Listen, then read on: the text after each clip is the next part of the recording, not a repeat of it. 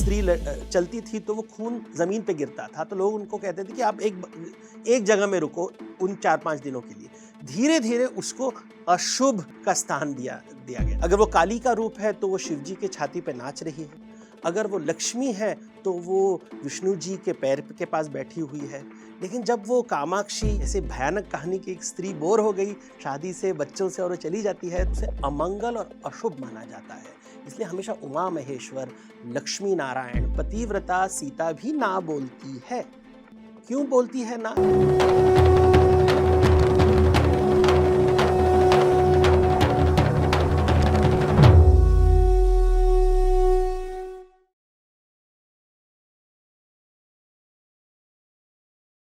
2000 साल पहले भारत में एक बदलाव आता है। तो जब वेदों की बात करते हैं तो 3000 साल के पहले वेदों की बात होती है। जब पुराणों की बात होती है तो 2000 साल पहले। और 2000 साल पहले भारत में एक नया विचार आने लगा, शुभ और अशुभ। क्या शुभ होता है, क्या अशुभ होता है? तो जो भी मृत्यु से लिया जाता है चीजें, उन्हें अशुभ माना जाता था। जो भी जीवन के साथ जुड़ी हुई चीज, उन्हें शुभ माना गया। तो यहां से वर्ण व्यवस्था भी शुरू हुआ, जातिवाद भी शुरू हुआ। तो जो डेड बॉडीज को डील करते थे, जो सफाई का काम करते थे, उनको इनऑस्पिशियस या अशुभ माना जाता था। तो हम ये जो कास्ट सिस्टम है, शुरुआत होती है कि जो एक प्योर और इम्प्योर की बातें शुरू होती है। तो प्योर को ऊपर रख लिया और इम्प्योर को नीचे रख लिया। अभी स्त्रियों में उन्होंने देखा कि जब पीरियड्स होता है तो खून निकलता है, तो खून को हमने इम्प्योर मान लिया और इसलिए उसने नीचे रखा गया और कहें कि जब आपका पीरियड्स होता है आप किचन में नहीं जा सकती हो, जो भी शुभ स्थान है वहां पे नहीं जा सकती हो। ये एक विचार आने लगा केवल 2000 साल पहले। इसके पहले हमें कुछ पता नहीं है कि ऐसे होता था या नहीं होता था। और ये केवल भारत में नहीं, भारत के बाहर में भी, अफ्रीका, अमेरिका, कई देशों में हम देखते हैं, कई जातियों में देखते हैं कि विमेन के पीरियड के टाइम में उन्हें कहीं अलग रखाया जाता था। शायद इसलिए कि उस समय पैड्स नहीं होते थे, सैनिटरी नैपकिन्स नहीं होते थे। तो अगर स्त्री चलती थी तो वो खून जमीन पे गिरता था, तो लोग उनको कहते थे कि आप एक जगह में रुको उन 4-5 दिनों के लिए। धीरे-धीरे उसको अशुभ का स्थान दिया दिया गया। पीरियड्स की बातें आती हैं क्लियरली महाभारत में। तो महाभारत में जब द्रौपदी का चीरहरण की बात जब हम कर रहे हैं कि उसे कौरवों ने सभा में खींच के लाए थे, तो उस समय कहते हैं कि उसका पीरियड्स चालू था और वो अकेली एक कमरे में बैठी हुई थी, ऋतु स्नान नहीं हुआ था। तो ये वेरी ओपनली माहवारी के बारे में या पीरियड्स के बारे में हमें महाभारत में मिलता है। लेकिन भारत में कई ऐसे फेस्टिवल्स हैं जो माहवारी या पीरियड्स के साथ जुड़े हुए हैं। जैसे आसाम में कहते हैं कि देवी साल में एक बार उसका पीरियड्स होता है, तो उसका एक बहुत बड़ा पूजा होता है वहाँ पे।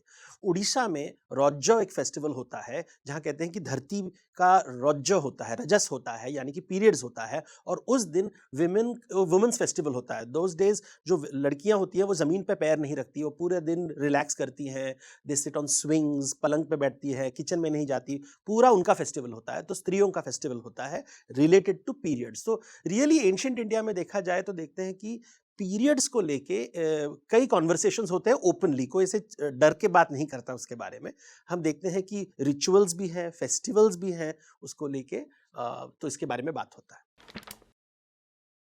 वेदों में उर्वशी कह रही है अपने पति पुरूरव से कि मुझे शादी में इंटरेस्ट नहीं है, बच्चों में इंटरेस्ट नहीं है, आप बच्चों को संभालो, मैं तो चली स्वर्ग मेरे अप्सराओं के साथ। तो पुरूरवा रो रो के बोल रहा है कि मत जाओ, तुम मेरी पत्नी हो, हम बच्चों की माँ हो, मत जाओ। लेकिन उर्वशी कह रही है कि नहीं, मुझे इसमें इंटरेस्ट नहीं है, मैं चली जा रही हूँ। ये कहानी ऋग्वेद में मिलता है। धीरे धीरे ये कहानी से लोग बहुत डर गए कि ऐसे भयानक कहानी की एक स्त्री बोर हो गई शादी से, बच्चों से और वो चली जाती है, तो उन्होंने नए-नए कहानियाँ लिखने लगे।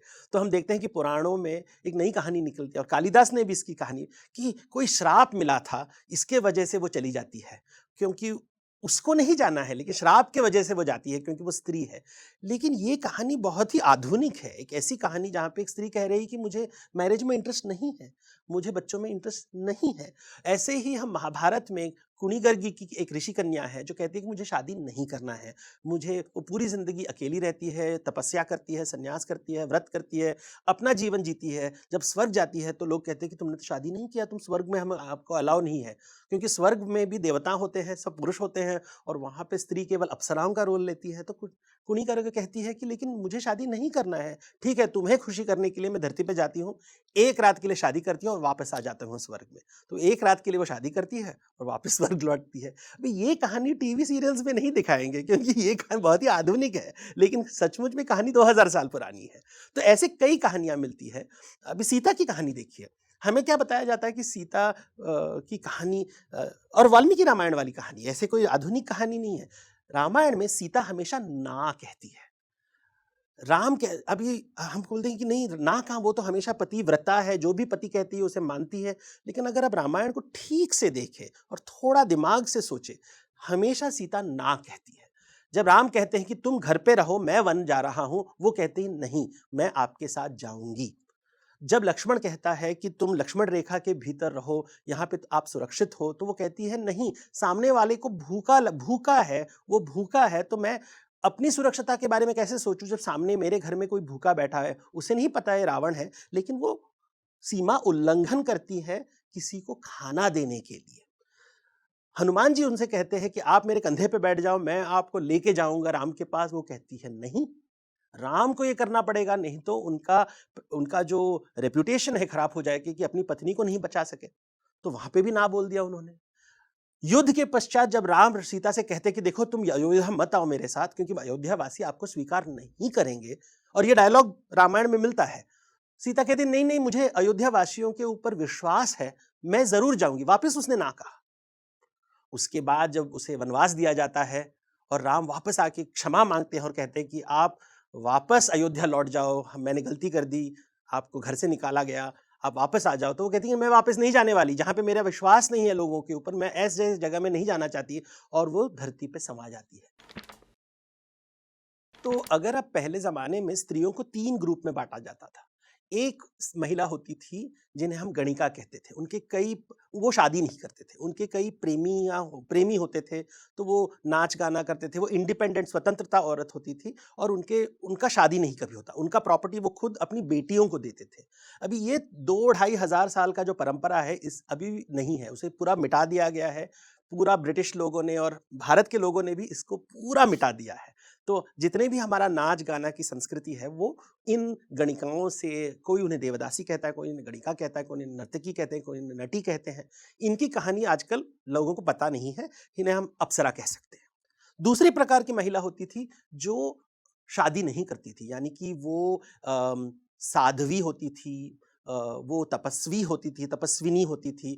मतलब वो पूरी ज़िंदगी अपने तप करती थी, संन्यास में विलीन होती थी, भिक्षुणी होती थी, योगिनी होती थी। तो वो एक दूसरे प्रकार का, मतलब एक ग्रुप था जो कई पुरुषों के साथ संबंध, एक प्रकार की स्त्री थी जो किसी पुरुष के साथ संबंध नहीं रखती, और तीसरा सती होती थी जो केवल एक पुरुष के साथ संबंध रखती थी। और इन्हें भारतीय गृहस्थ परंपरा में, तो गृहस्थ परंपरा एक होता है, गृहस्थ परंपरा में इन्हें बहुत बड़ा दर्जा दिया जाता था। कहते थे कि घर को संभालने का काम ये करती हैं। इसलिए जब हम सिंदूर खेड़ा और ये सब रिचुअल्स, सुमंगली की बात होती कि वो शादीशुदा है, उसका पति है, उसके बच्चे हैं, वो घर को संभालती है, तो वो व्रत करती है घर के लिए, तो वो घर का हम कह सकते हैं कि वो एक प्रकार की प्रीस्टेस होती थी। घर को तो वो पूरा घर वो संभालती थी, तोरण लगाती थी, रंगोली करती थी, किचन संभालती थी। उसका यज्ञ स्थान किचन होता था, रसोई घर होता था। तो अन्नपूर्णा का रूप लेती थी वो, दुर्गा का रूप लेती थी वो। अन्नपूर्णा के रूप में वो खाना देती थी, और फिर दुर्गा के रूप में वो अपने घर के बचाव के लिए लड़ाई भी कर सकती थी। तो पूरा घर के साथ जो भी कॉन्सेप्ट है, सुमंगली, 16 श्रृंगार, वो सब शादी के साथ, सती के साथ जोड़ा जाता था। तो एक प्रकार हम अप्सरा देखते हैं, फिर एक जगह योगिनी देखते हैं, और तीसरा सती देखते हैं। फेमिनिज्म का मतलब क्या है कि कितना आपको स्वतंत्रता दिया गया है या माना गया है कि आपके पास स्वतंत्रता है। और भारतीय संस्कृति में जब हम शादी के बारे में सुनते हैं तो हम देखते हैं कि जो शक्ति होती है वो हमेशा शिव जी के पास जाती है, लेकिन विष्णु जो होते हैं वो लक्ष्मी के पास जाते हैं। तो कहानी में हमेशा बैलेंस होता है। शिव जी पहाड़ के ऊपर बैठे हैं और शक्ति उनकी तरफ जा रहे हैं। और जब हम विष्णु के बारे में बात करते हैं तो लक्ष्मी एक जगह पे बैठी हुई है, समुद्र में बैठी हुई है और विष्णु मंथन करके उन्हें निकाल रहे हैं। यानी कि दोनों को बैलेंस करना पड़ता है। तो ये बातें लोग नहीं बताते हैं। हम हमेशा देखते हैं कि लक्ष्मी विष्णु के पैर के पास बैठी हुई है। हमें ये नहीं पता कि जब विष्णु सो जाएंगे और उनका ख्याल नहीं रखेंगे तो चंचल लक्ष्मी भाग जाएगी। तो लक्ष्मी को साथ में रखने के लिए विष्णु को हमेशा अवतरित होना पड़ता है। इसलिए तिरुपति बालाजी में कहानी है कि विष्णु से नाराज होके लक्ष्मी जी धरती पे आ गई है, इसलिए वो वैकुंठ छोड़ के धरती पे बहुत काम कर रहे हैं, क्योंकि जब वो काम करेंगे तब वो लक्ष्मी खुश होगी और जब लक्ष्मी खुश होगी तब वो वैकुंठ लौटेगी।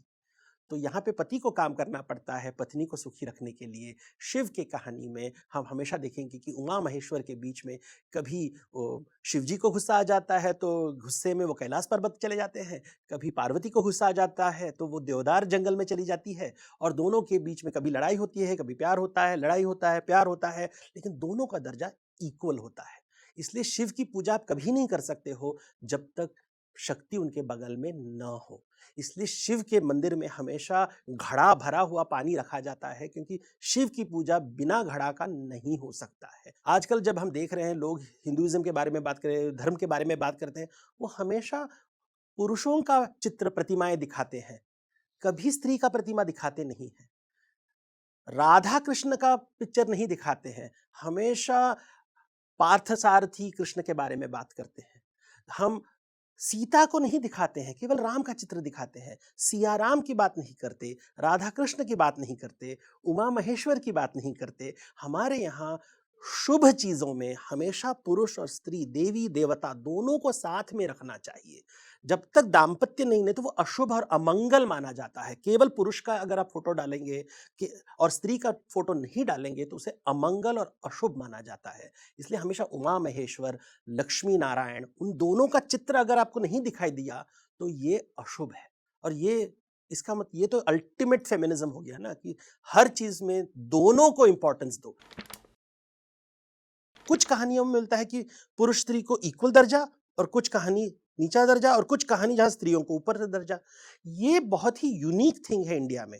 तो कहीं पे शक्ति की बात होती है तो वो ऊपर का दर्जा होता है, फिर अर्धांगिनी का रूप होता है तो इक्वल दर्जा, और कभी नहीं। जब जब हम संन्यासवाद की बात करते हैं, जब हम जब संन्यासवाद में हमेशा स्त्री को नीचा दर्जा दिया गया। तो भारत की देवी, हमें यह पूछना चाहिए कि वो अगर वो काली का रूप है तो वो शिव जी के छाती पे नाच रही है, अगर वो लक्ष्मी है तो वो विष्णु जी के पैर के पास बैठी हुई है। लेकिन जब वो कामाक्षी या आदि माया शक्ति का रूप लेती है तब हम देखते हैं कि शिव जी, ब्रह्मा, विष्णु सब उसके पैर के पास बैठे हुए हैं। तो इससे हम देखते हैं कि रिलेशनशिप इतना सिंपल और सरल नहीं है जैसे हम परदेश में दिखाया जाता है, जहां पे हमेशा स्त्री को नीचे दिखाया जाता है।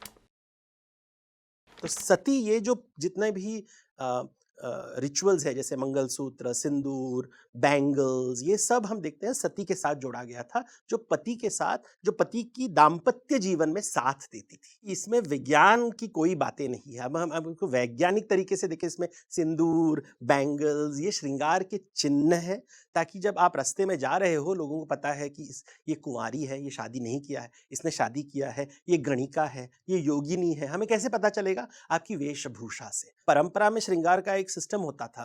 पहले जमाने में अपने धन धान्य संपत्ति दिखाने के लिए वो सोने से लदे हुए बहू को घर में लेके आते थे। जब लक्ष्मी आएगी घर में तो वो सोना लेके आएगी। लेकिन शिव जी को कोई फर्क नहीं पड़ता, इसलिए जब गौरी आती है तो कहते हैं कि तुम उसे अपर्णा नाम दिया गया। वो केवल एक पत्ता के साथ वो आई थी, वो और कुछ नहीं, उसके शरीर में और कुछ नहीं था, केवल एक पत्ता, इसलिए अपर्णा कहते हैं उसे, अपर्णा नाम दिया गया। क्योंकि शिव जी कहा मुझे कोई फर्क नहीं पड़ता है, मैं तो दिगंबर हूँ, मेरे पास तो कुछ नहीं है, मुझे लेन देन से कोई देना नहीं है, तो तुम गहने पहनो ना पहनो, मुझे कुछ फर्क नहीं पड़ता है। तो कहते हैं कि जो गौरी होती है वो केवल फूल, पत्ते, पौधों से अपना श्रृंगार करती थी, कुछ चंदन लगा देती थी। लेकिन जब लक्ष्मी आती थी तो वो मोतियों का हार, हीरों का हार, नीलम का हार वो पहन के आती थी। तो दोनों में हमेशा लड़ाई होता था कि मेरा पति देखो मुझे सोना चांदी देता है, और गौरी कहती थी कि मुझे मेरा पति प्यार करता है, वही मेरा गहना है। विवाह को हम यज्ञ मानते हैं। यज्ञ का मतलब क्या है? यज्ञ में हम देवता का आवाहन करते हैं, देवताओं को हम आहुति देते हैं, स्वाहा कहते हैं और चाहते हैं कि जो देवता है वो यजमान को तथास्तु कहे, यानी कि कुछ उसे दे, या कि जैसे हम मंदिर में जाते हैं, हम कुछ नैवेद्य देते हैं ताकि हमें प्रसाद मिले। वैसे ही अभी शादी में ये पूछना चाहिए कि नैवेद्य देने वाला कौन और प्रसाद देने वाला कौन? क्या स्त्री पति, जो पत्नी है वो पति को नैवेद्य देती है ताकि उसे प्रसाद मिले? अगर प्रसाद नहीं मिला तो फिर वो पति क्या परमेश्वर उसे कहलाएगा? अभी क्या पति पत्नी को नैवेद्य देता है? नैवेद्य देता है तो उसे प्रसाद क्या मिलता है? तो नैवेद्य और प्रसाद, जैसे मैनेजमेंट में बोलेंगे इन्वेस्टमेंट और रिटर्न ऑन इन्वेस्टमेंट, कुछ देना पड़ता है, कुछ लेना पड़ता है। अगर देते रहोगे और कुछ मिलता नहीं है तो सामने वाला ऋणी हो जाता है, उसे मोक्ष की प्राप्ति नहीं होती। केवल लेते रहते हो और कुछ देते नहीं हो तो आप नरक में जाओगे। तो एक हेल्दी दाम्पत्य रिलेशनशिप के लिए कुछ देना पड़ता है, कुछ लेना पड़ता है, नैवेद्य प्रसाद का आदान प्रदान होना चाहिए। इसलिए उमा महेश्वर की अगर आप मूर्ति सर्च करो, उमा महेश्वर, हमेशा शिव जी अपनी पत्नी को अपने जंघा पे रखते हैं ताकि वो इक्वल से देखें।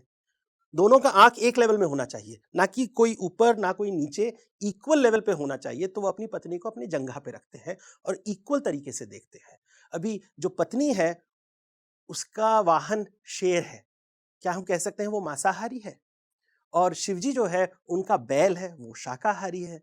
फिर भी वो प्यार करते हैं कि तुम अलग हो मैं अलग हूं, फिर भी हम एक दूसरे से प्यार करते हैं। ना कि बैल डरा हुआ है और शेरा वाली शेर बैल को खा जाएगा, फिर तो दाम्पत्य जीवन बर्बाद हो जाएगा।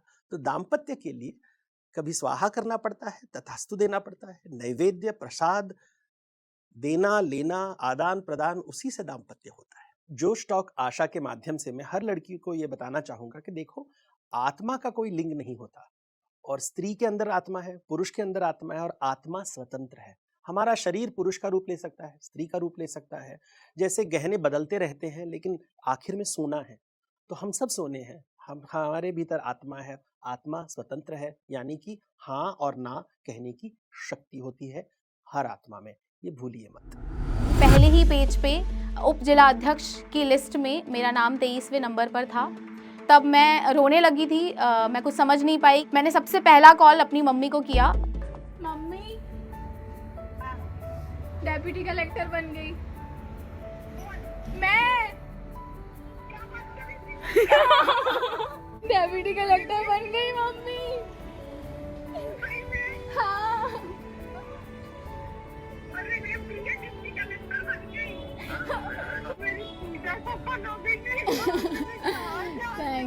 थैंक यू मम्मी, सब आपके लिए, और आपके लिए गिफ्ट है ये मेरी तरफ से।